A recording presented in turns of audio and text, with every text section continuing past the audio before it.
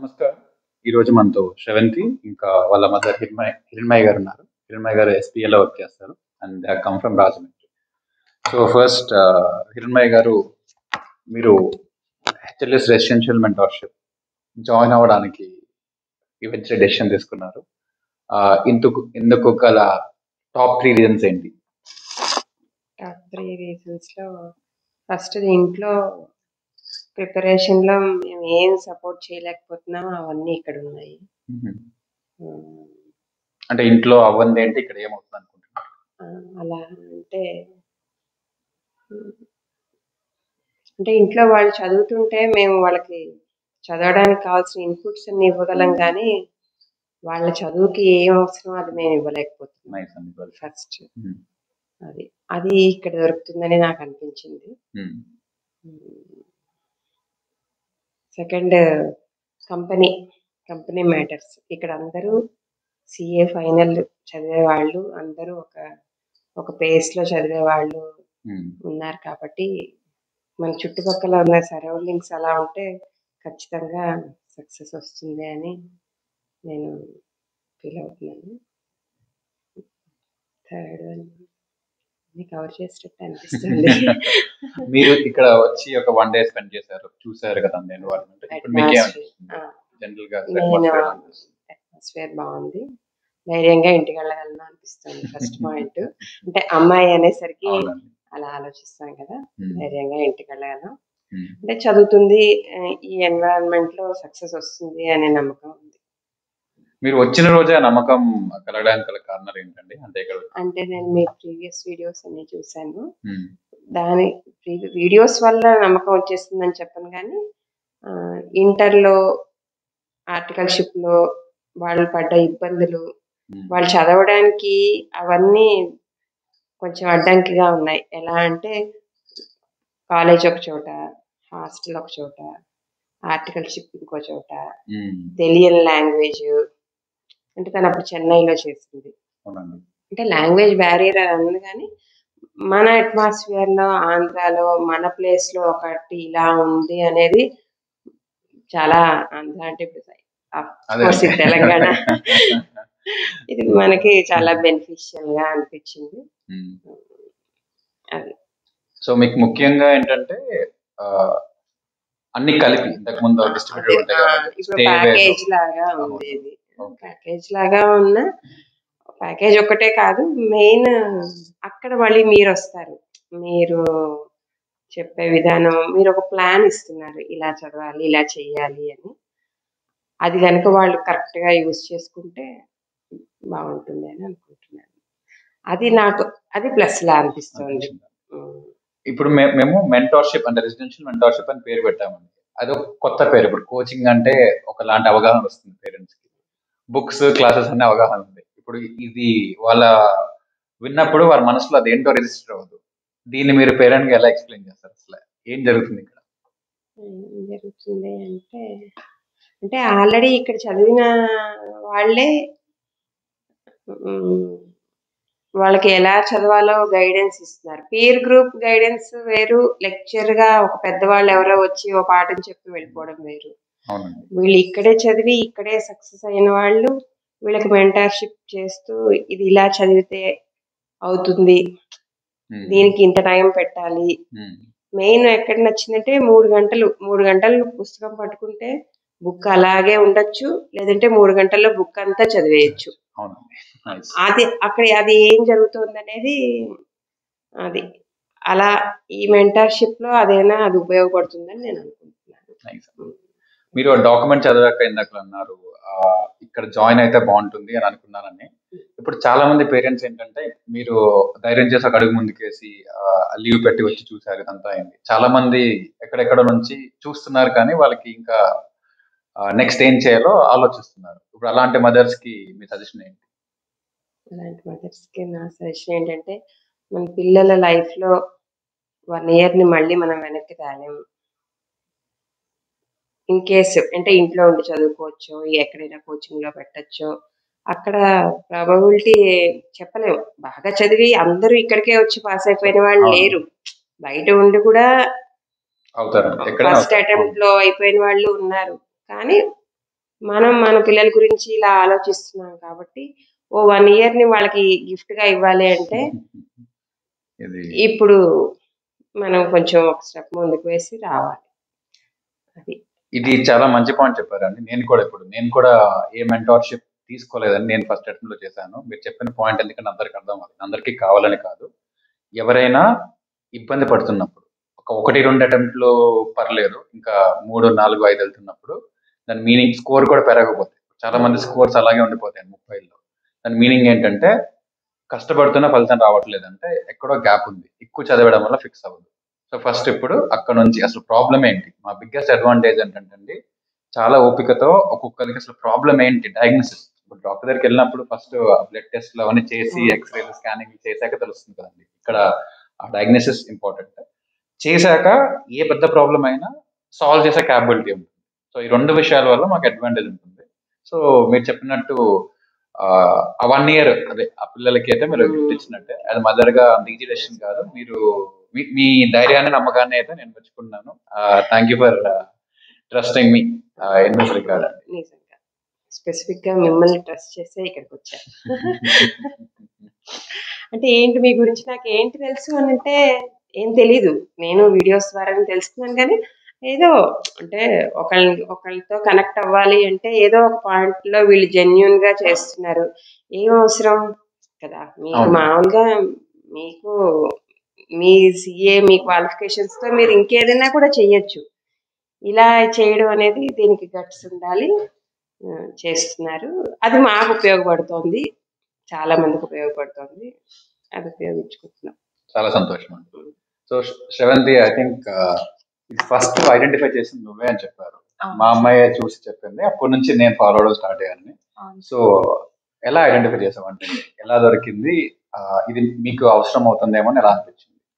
నేను యూట్యూబ్ లోనే చూసాను సార్. అంటే లాస్ట్ అటెంప్ట్ కి ఇలా రివిజన్ క్లాసెస్ అలా చూస్తూ సో యూట్యూబ్ బాగా అలవాటు అయిపోయింది. అలా రీల్స్ లో వచ్చింది అసలు ఏంటి రెసిడెన్షియల్ మెంటర్షిప్ కాన్సెప్ట్ ఏంటి అని జస్ట్ వీడియోస్ చూసాను. చూసి అప్పటికి ఆల్మోస్ట్ నా దగ్గరలో ఉందన్నమాట. 1 month మిగిలింది నా సెకండ్ అటెంప్ట్ కి. అప్పుడు అప్రోచ్ అవ్వలేకపోయాను. అప్పుడు అయినా ఉపయోగం లేదు. సో అలా అమ్మకి సెకండ్ అటెంప్ట్ కూడా ఇలా డౌట్ గా ఉంది అన్నప్పుడు అమ్మకి చూపిస్తే అలా డెసిషన్ తీసుకున్నాము. అండ్ నాకు ఒక్కదాన్నే చదువుకోగలను. ఇంటర్లో అలానే చదువుకున్నాను. బట్ గ్యాప్ వచ్చేసరికి లైక్ సిఏ ఇంటర్ వరకు ఒక 10th నుంచి కంటిన్యూస్ స్ట్రీమ్ లో అలా ఉంటాం. తర్వాత articleship 3 years gap, Covid gap అన్ని వచ్చేసరికి ఫ్లో పోతుంది. అండ్ కాన్సన్ట్రేషన్ లెవెల్స్ చాలా తగ్గిపోయాయి.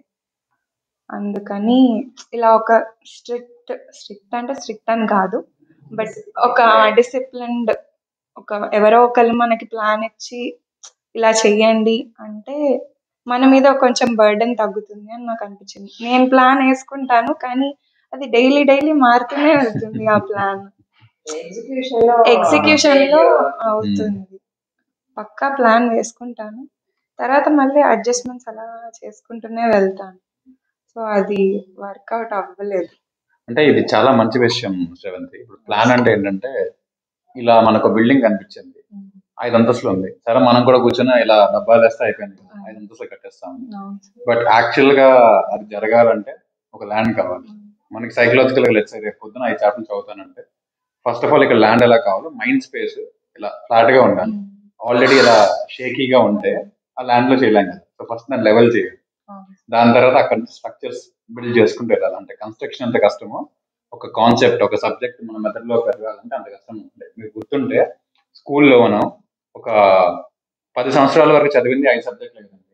Maths, physics, science, social, language వదిలేస్తే దానికోసం మనం ఆల్మోస్ట్ ఒక 6-7 years కంటిన్యూస్ గా చదివితే ఒక రీజనబుల్ అవగాహన వచ్చింది. అది కూడా ఫుల్ గా రాదు. ఇప్పుడు అలాంటిది ఇక్కడ సడన్ గా ఒక కొత్త సబ్జెక్ట్, ఆడిటింగ్ అనే కొత్త సబ్జెక్ట్, ట్యాక్స్ అనే కొత్త సబ్జెక్ట్ ఎప్పటికప్పుడు కొత్తగా మనకి వస్తూ ఉంటే అంత ఈజీ కాదు. సో అంటే న్యాచురల్ గా వచ్చేస్తే మంచిది, అందరికీ అలా అవసరం ఉందని కాదు. బట్ రావట్లేదు అంటే మాత్రం ఎఫర్ట్ పెట్టాలి. So that's a good point. ఇప్పుడు టు సింప్లిఫై, చాలా మంది స్టూడెంట్స్ చూస్తూ ఉంటారు, కానీ ఇది ఎవరికి అవసరమో, వాళ్ళకి ఇది సూట్ అవుతుందా అన్న క్వశ్చన్స్ ఉంటాయి. సో ఇది ఎవరికి పర్ఫెక్ట్ గా సరిపోతుంది, ఎలాంటి స్టూడెంట్స్ ఇక్కడ రావాలని డిస్కస్ చేయగలవా? అంటే ఇలా నాలాగే ప్లాన్ చేసుకొని ప్లాన్స్ ఎగ్జిక్యూషన్ లో ప్రాబ్లమ్స్ ఉన్నా ఆర్ ఎంత ట్రై చేస్తున్నా, అంటే సిన్సియర్ ఎఫర్ట్స్ పెట్టారు బట్ ఇంకా అటెంప్ట్స్ పడుతున్నాయి అలా అనిపించిన, ఆర్ ఇంట్లో ఎన్వైరన్మెంట్ సరిగా లేకపోయినా, అలా ఎవరున్నా అంటే కొంచెం బాగా కష్టపడుతున్నారు అంటే ఇక్కడికి వస్తే కొంచెం పక్కా సక్సెస్ రిజల్ట్ వస్తుంది అని నా feeling. Perfect. And finally to simplify this conversation, ఇప్పుడు మీ అమ్మగారు she gave a clear cut understanding of 3 reasons why somebody should come here. అలాగే to the students, what are the top 3 reasons why somebody should come and join HLS? ఎందుకు రావాలి, ఎందుకు join అవ్వచ్చు?